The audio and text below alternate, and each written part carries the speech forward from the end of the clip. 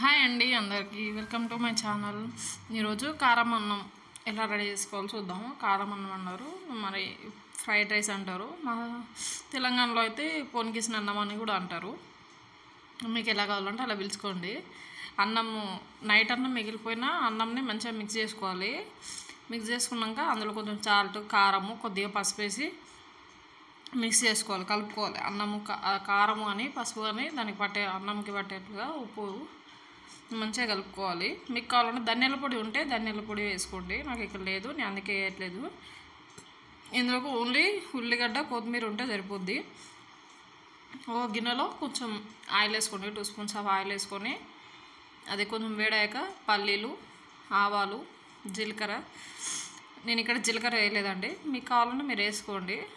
మినపప్పు, శనగపప్పు వేసుకొని మంచిగా ఫ్రై కానివ్వండి.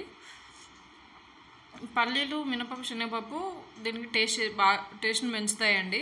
మంచిగా గోల్డెన్ బ్రౌన్ కలర్ వచ్చే వరకు మంచిగా ఫ్రై చేసుకోండి. అవి ఎంత ఫ్రై అయితే అంత బాగుంటుంది. అందులోనే ఉల్లిగడ్డలు వేసి, ఉల్లిగడ్డలు బాగా ఫ్రై కానివ్వద్దు, కొద్దిగా లైట్గా ఫ్రై అయితే సరిపోద్ది. లైట్గా ఫ్రై అయితేనే మంచిగా తెలుస్తుంది.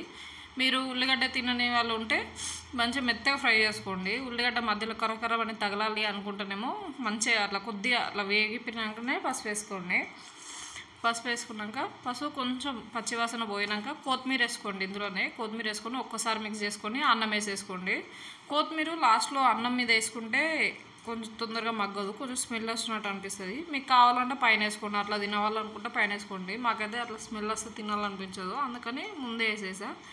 అన్నం వేసుకొని మంచిగా మిక్స్ చేసుకోవాలి. మీరు అన్నం వేసుకొని మిక్స్ చేసుకో, కొంచెం మూత పెట్టుకుంటూ మధ్య మధ్యలో మిక్స్ చేయడం వల్ల కలర్ కూడా చేంజ్ అయిపోతూ ఉంటుంది, ఎల్లో కలర్లోకి వస్తుంది.